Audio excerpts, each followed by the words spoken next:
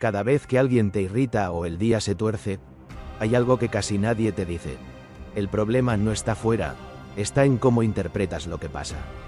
Y eso, lejos de ser un insulto, es una buena noticia. Lo que viene de dentro sí puedes cambiarlo. Los estoicos lo entendieron hace más de 2000 años y sigue funcionando hoy. En este vídeo vas a descubrir por qué te enojas, qué lo dispara y cómo dejar de ser la primera persona que paga el precio. Sin frases vacías, sin teoría inútil, solo lo que transforma. Quédate hasta el final, porque lo importante no está al principio. Cerebro lección 1. ¿De dónde nace tu enojo? El enojo no aparece por magia ni porque el universo te odie. Tiene lógica. Tu mente funciona como un termostato. Decides, sin darte cuenta, a qué temperatura quieres vivir. Cuando algo rompe esa temperatura, saltas. Marco Aurelio lo explicaba así. Entre lo que pasa y lo que sientes, estás tú. Tu interpretación, la historia que te cuentas, no es el hecho, es el significado que le das. Tu cerebro detecta una amenaza, real o imaginaria, y activa el modo supervivencia. Cortisol, tensión, respiración corta. Perfecto para un tigre, desproporcionado para una reunión. Pero aquí viene lo clave. Incomodidad, frustración y enojo no son lo mismo. La incomodidad es una piedra en el zapato. Molesta, pero no te destruye. La frustración es la distancia entre lo que esperabas y lo que ocurrió. El enojo aparece cuando añades una narrativa. Esto es injusto, lo hizo a propósito, no debería ser así. El problema no suele ser el mundo, sino la expectativa que construiste. El camarero lento, el amigo que llega tarde, la pareja que no adivina lo que quieres. Casi siempre es una expectativa incumplida. Antes de reaccionar, pregúntate: ¿estoy respondiendo a lo que pasó o a lo que yo esperaba que pasara? Y recuerda, tu cuerpo avisa antes de explotar. Calor en la cara, mandíbula tensa, respiración corta. El problema es que casi nunca escuchamos esas señales. Detectar esa señal temprana no es magia ni misticismo. Es entrenamiento. Es darte 3 segundos antes de repetir el mismo patrón de siempre. 3 segundos para interponerte entre el estímulo y la respuesta. Ese microespacio, que parece una tontería, puede cambiar una conversación, una relación o tu día entero. Quien conoce la raíz de su tormenta ya no teme al viento. Pieza de puzzle lección 2. Autoconocimiento emocional. Hay personas que pueden explicar con detalle por qué todos los demás se equivocan. Pero cuando les preguntas por qué reaccionaron así, dicen: es que me sacó de quicio. Como si la emoción viniera de fuera, como si no tuviera nada que ver con ellos. Eso no es autoconocimiento, eso es entregar el volante de tu vida emocional. Cuando haces eso, te conviertes en pasajero. Reaccionas según lo que hagan otros, tu paz depende del comportamiento ajeno. Y vivir así es agotador. El autoconocimiento real es otra cosa. Es incómodo, es mirarte sin excusas y preguntarte: ¿qué hay en mí que hace que esto me afecte tanto? ¿Qué botón se ha pulsado? ¿Por qué este y no otro? Los estoicos llamaban a esto trabajo interior. Y para ellos era el único trabajo que realmente importaba. No controlas casi nada fuera, pero dentro tienes un poder enorme, si decides usarlo. Diana, tus detonantes. El mapa de tu interior. Todos tenemos botones sensibles, que minimicen tu esfuerzo, que te ignoren cuando hablas un tono condescendiente, la impuntualidad, el desorden, la falta de reconocimiento. Identificarlos no es debilidad, es estrategia. Si tú no los conoces, otros los descubrirán antes que tú. Pero no basta con saberlos. También están los patrones, esos caminos automáticos que llevas años recorriendo. No los elegiste conscientemente, los aprendiste. De tu casa, de experiencias repetidas, de mecanismos que antes te protegían y hoy solo te limitan. Ojo, observar sin pelear. Aquí viene lo que casi nadie te dice. Las emociones no son buenas ni malas. Son información. El enojo señala un valor violado. La frustración muestra una expectativa rota. La incomodidad te saca de tu zona segura. El miedo avisa de una amenaza. El problema no es sentirlas. El problema es combatirlas, negarlas o obedecerlas sin pensar. Combatirlas te añade culpa. Negarlas las hace fermentar. Obedecerlas te convierte en marioneta. Lo que funciona es observarlas. Verlas llegar sin juicio, como el árbitro de tu propio partido interior. Con distancia, con curiosidad. Ah, mira, ahí viene el enojo. Interesante. ¿Qué me quiere decir esta vez? Aquí es donde una práctica sencilla puede cambiarlo todo. Registrar tus reacciones. No necesitas un diario perfecto ni media hora de reflexión. Basta con anotar al final del día 2 o 3 momentos que te generaron incomodidad o enojo. ¿Qué pasó? ¿Qué sentiste?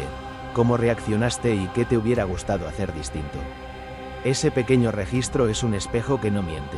Al principio incomoda, pero con el tiempo revela patrones que ahora mismo no ves. Descubres que ciertas personas, ciertos comentarios o ciertos momentos del día siempre te llevan al mismo lugar emocional. Y cuando lo ves, deja de ser automático. Lo que ves lo puedes gestionar, lo que no ves te gobierna. Quien no se conoce vive como un extraño en su propia casa. Ahora ya sabes de dónde viene el enojo y qué lo dispara, pero falta lo más práctico. ¿Qué haces en el instante exacto en que todo se activa, cuando el cuerpo se tensa y la mente acelera? Aquí entra en juego algo tan simple que muchos lo descartan: la pausa. Entre el estímulo y la respuesta hay un espacio, y en ese espacio está tu libertad.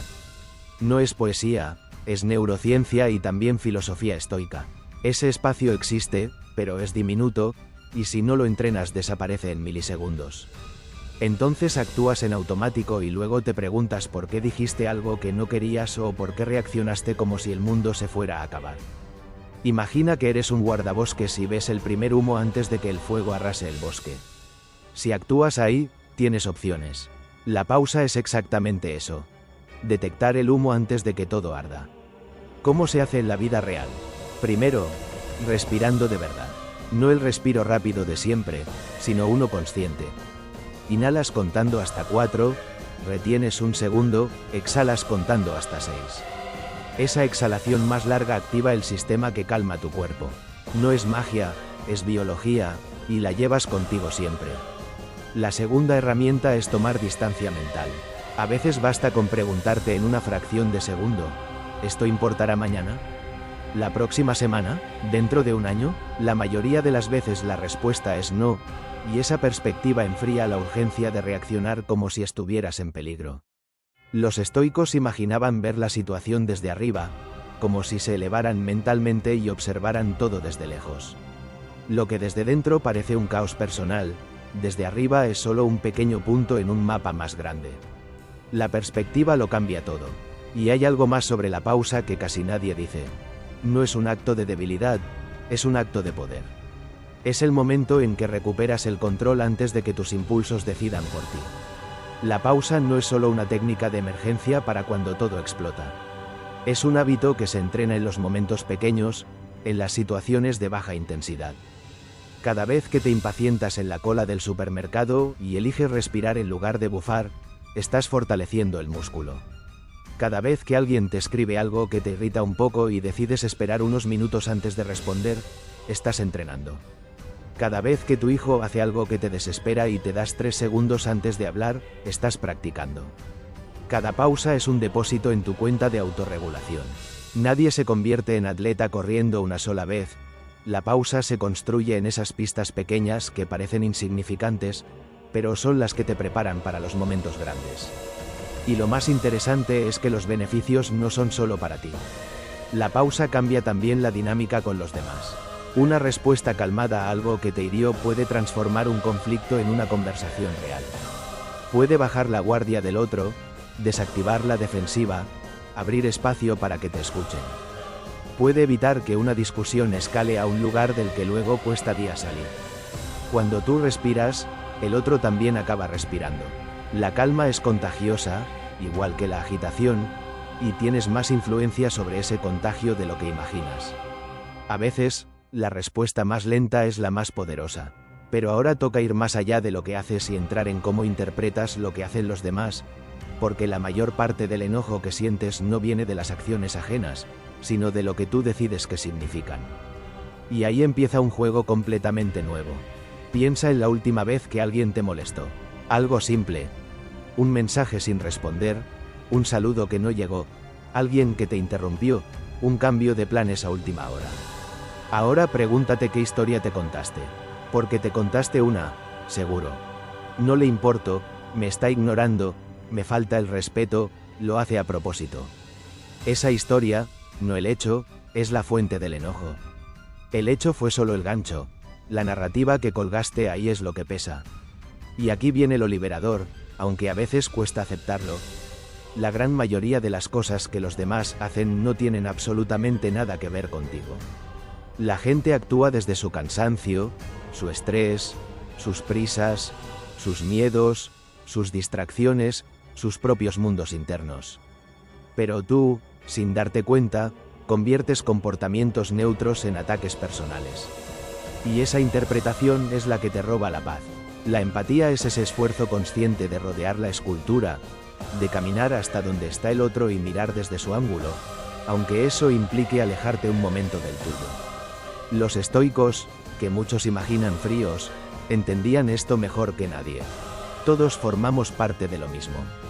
Marco Aurelio lo escribía para sí mismo, sin intención de publicarlo. Los seres humanos están hechos para coexistir, como las manos o los ojos, que funcionan mejor juntos que separados. Esa idea es empatía en su forma más profunda. Practicarla en la vida real empieza por reconocer algo básico. Cada persona que te irrita, que te desafía, que te habla mal, tiene una historia que tú no conoces. Miedos, heridas, cansancio, presiones que no te ha contado. La persona que te habló con brusquedad quizá lleva semanas sin dormir. El que fue tajante quizá está sosteniendo un peso que no imaginas. La que siempre parece a la defensiva quizá aprendió a protegerse así. Esto no justifica nada, pero lo contextualiza. Y contextualizar no es perdonar a ciegas, es entender que la mayoría de los comportamientos hablan más de la historia del otro que de ti. Hay una práctica de empatía que cambia por completo las conversaciones difíciles, la escucha activa real. No es esperar tu turno para hablar, ni escuchar con medio cerebro mientras el otro termina. Es escuchar con la intención de entender qué dice, qué siente, qué necesita.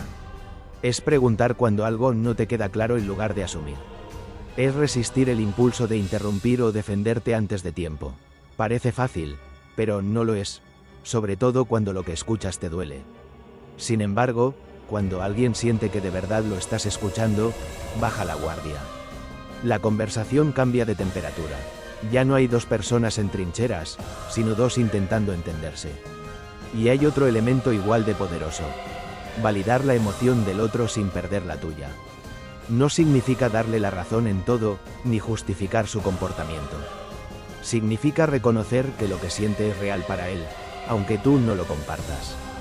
Entiendo que esto te parezca injusto. Veo que esto te ha molestado. No es rendición, es inteligencia emocional. Es crear conexión donde antes había distancia. Y la conexión, curiosamente, disuelve el enojo ajeno y muchas veces también el tuyo. Quien sabe escuchar rara vez necesita levantar la voz. Pero escuchar no basta. Llega un momento en que tú también tienes que hablar, expresar lo que sientes, lo que necesitas, lo que no estás dispuesto a tolerar. Y ahí está el verdadero reto. Cómo decirlo sin convertirlo en un ataque. Cómo expresar tu verdad sin romper la conversación. La diferencia entre lo que sientes y cómo lo expresas puede ser un puente o un muro. Puede resolver una tensión o convertir una incomodidad mínima en una guerra absurda. Muchos aprendimos a comunicarnos emocionalmente observando lo que vimos en casa. Si el modelo era gritar, aprendiste a gritar. Si el modelo era callar, aprendiste a tragar. Ninguno de los dos funciona bien. Hay quienes, ante el enojo, atacan, culpan, exageran, generalizan. Siempre haces lo mismo, nunca te importa nada, lo haces a propósito. Son bombas emocionales que solo generan defensa o contraataque. Y hay quienes callan, sonríen por fuera y hierven por dentro, acumulando presión hasta que un día explotan de forma desproporcionada. Los estoicos no promovían reprimir emociones, promovían claridad, hablar con precisión, sin dramatismo, sin adornos que distorsionen el mensaje. Decir lo que es, no lo que tu impulso quiere gritar. Esa es la verdadera comunicación calmada, firme, clara, honesta, sin violencia innecesaria. Decir lo que necesitas de la forma más honesta y limpia posible significa hablar para ser escuchado, no para ganar una batalla. En la práctica, eso se traduce en hablar desde ti, no sobre el otro. En vez de, tú me ignoraste en esa reunión, decir, me sentí ignorado en esa reunión. Parece un detalle, pero cambia todo. Dejas de acusar y empiezas a informar. Le dices cómo te afectó algo, no lo condenas por lo que hizo. Y cuando no hay ataque, no hay necesidad de defensa. La conversación deja de ser un partido de tenis emocional y se convierte en un espacio donde alguien puede escucharte sin levantar un escudo. El lenguaje claro y respetuoso no es solo educación, es estrategia. Cuando hablas sin cargar tus palabras de juicio, el mensaje llega más lejos. Y hay otra herramienta igual de poderosa: hacer preguntas en lugar de lanzar sentencias. En vez de, ¿cómo pudiste hacer eso?, que es una acusación disfrazada, probar con, ¿qué pasó desde tu punto de vista? Una pregunta genuina abre puertas, una acusación las cierra de golpe. Evitar la defensa automática también requiere práctica. Cuando alguien te dice algo que te duele, lo natural es justificarte, contradecir o atacar. Pero existe una tercera opción mucho más valiente: escuchar primero y responder después desde la calma. No tienes que contestar en el mismo segundo. Puedes decir, dame un momento para pensar en lo que me dices. Eso no es debilidad, es madurez emocional. Es elegir la respuesta sobre la reacción. La comunicación calmada no es fingir que todo está bien ni esconder lo que sientes. Es decir lo que está mal de una forma que el otro pueda escuchar sin ponerse a la defensiva. Y cuando eso ocurre, cuando hay comunicación real en lugar de ruido emocional, las cosas se resuelven con mucha más frecuencia que cuando reaccionamos desde el impulso. Quien habla en calma siempre llega más lejos que quien habla más alto. Pero antes de abrir la boca hay otra batalla que se libra dentro de ti: la de tus expectativas. Porque ahí vive una fuente inagotable de frustración. La trampa más común es creer que los demás deberían actuar como tú actuarías. Que si tú eres puntual, ellos también deberían serlo. Que si tú reconoces el esfuerzo ajeno, ellos deberían reconocer el tuyo. Que si tú eres directo, ellos también deberían serlo. Suena justo, y por eso duele tanto cuando no ocurre. No es solo una expectativa rota, es una expectativa que sentías que tenías derecho a tener. Pero muchas veces sufres por una versión idealizada de las personas que existe solo en tu cabeza. Una versión que no coincide con la persona real, con sus matices, sus límites, su carácter. Y cuando esa distancia aparece, llega el enojo. Los estoicos lo tenían clarísimo. La mayor parte del sufrimiento no viene de lo que pasa, sino de la distancia entre lo que esperas y lo que obtienes. Epicteto lo dijo sin rodeos: no esperes que las cosas sean como quieres, quiere que sean como son. No es resignación, es partir de la realidad, no de la ficción. La clave está en distinguir entre preferencias y exigencias. Una preferencia es algo que te gustaría. Una exigencia es algo que crees que debe ser así, y si no se cumple, lo vives como una ofensa personal. Si alguien llega tarde y es una preferencia, lo comentas si hace falta y sigues con tu día. Si es una exigencia, el mismo hecho se convierte en un ataque a tus valores. El hecho es idéntico, la reacción cambia por completo. Y esa diferencia la crea solo tu nivel de apego a la expectativa. Gestionar expectativas no es pasividad, es inteligencia emocional. Es reconocer que no puedes controlar cómo actúan los demás, que cada persona tiene su historia, sus valores, su forma de ver el mundo. Forzarlos mentalmente a encajar en tu molde es una receta segura para la frustración. Ajustar expectativas no significa dejar de pedir lo que necesitas. Puedes seguir expresándolo con claridad, pero sin condicionar tu bienestar a que el otro responda exactamente como imaginaste. Pides, expresas, comunicas, pero no entregas tu paz a un resultado que no controlas. Desarrollar tolerancia real hacia las diferencias humanas es aceptar algo que solemos olvidar: las personas no funcionan como tú. Son distintas en temperamento, en ritmo, en cómo muestran afecto, en cómo se comunican, en lo que consideran importante. Lo que para ti es dejadez, para otro es simplemente otro modo de tomarse el tiempo.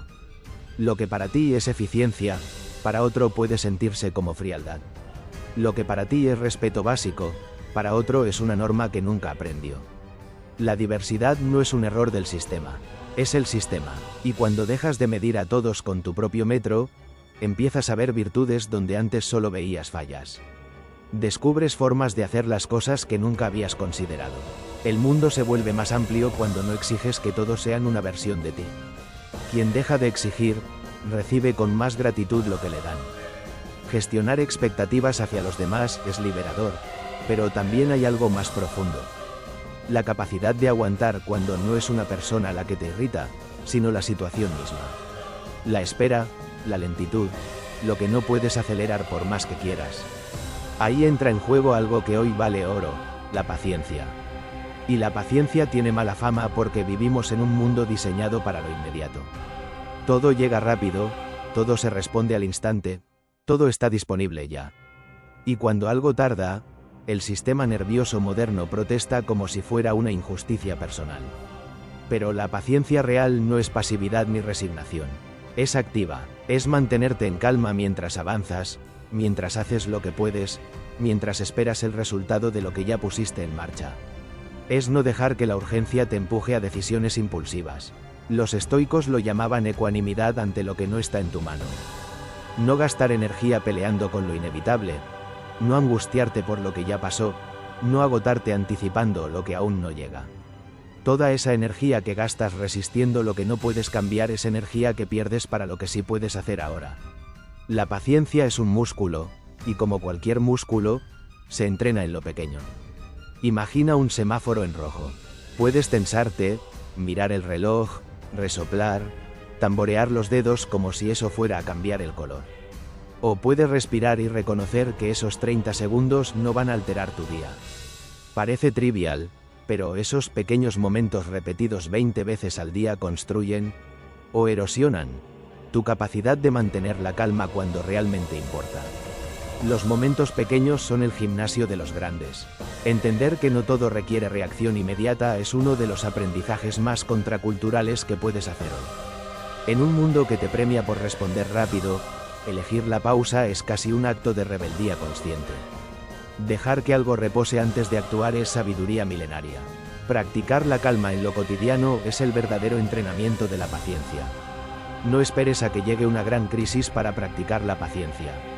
La fila del banco, el niño que no obedece a la primera, el técnico que llega tarde, el proyecto que avanza más lento de lo que imaginabas, ese correo que no llega. Esos son tus entrenamientos diarios. Si los aprovechas, cuando llegue algo realmente grande estarás en forma para sostenerlo. La meta es que la paciencia deje de ser un esfuerzo consciente y se convierta en tu modo natural de relacionarte con el tiempo, con los procesos que no controlas y con las personas que van a su propio ritmo. Una persona paciente no es alguien indiferente ni sin ambición. Es alguien que aprendió a distinguir lo urgente de lo importante, y esa distinción transforma por completo la experiencia de vivir. La paciencia no es esperar, es saber qué hacer mientras esperas. Y aunque ya tengas paciencia, expectativas más sanas y una comunicación más calmada, queda un obstáculo que sabotea todo lo anterior si no lo trabajas: el ego. Ese personaje interior que necesita tener razón, que no soporta perder, que se activa en cuanto siente que lo cuestionan. Todos hemos vivido esa discusión absurda que empezó por una tontería y terminó convertida en una batalla campal donde ya nadie recuerda el tema original. En ese punto, lo único que importa es no ceder. Eso es el ego tomando el control sin permiso.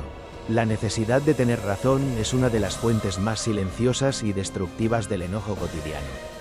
No hace ruido, no avisa, simplemente aparece y convierte cualquier diferencia de opinión en una amenaza.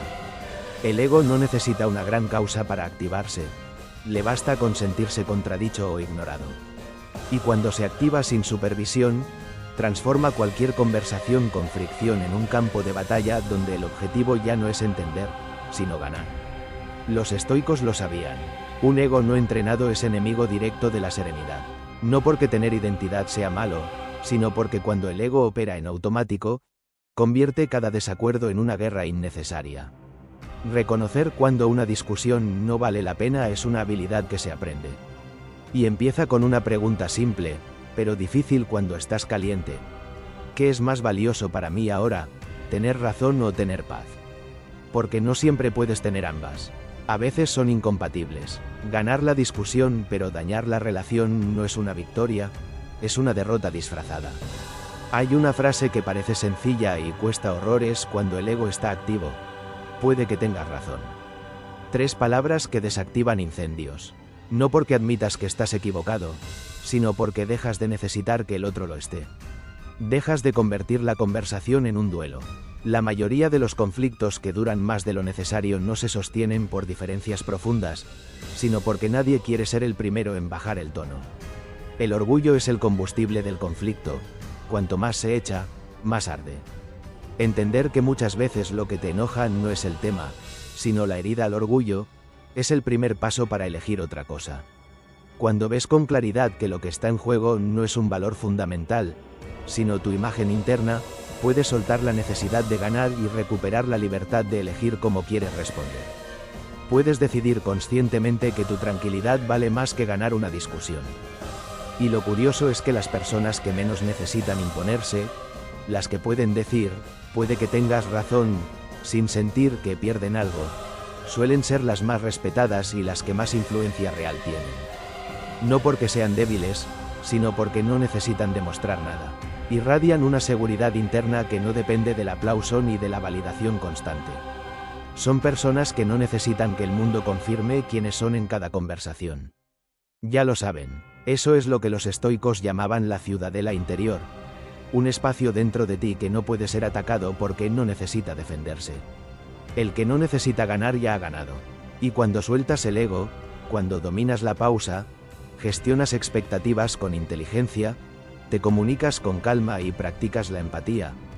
Todo eso necesita una base sólida para no derrumbarse bajo presión. Sin esa base, las herramientas se vuelven trucos que usas solo cuando te acuerdas. Y los trucos se olvidan justo cuando más los necesitas. La diferencia entre alguien que aplica técnicas de calma de vez en cuando y alguien que vive en calma es enorme.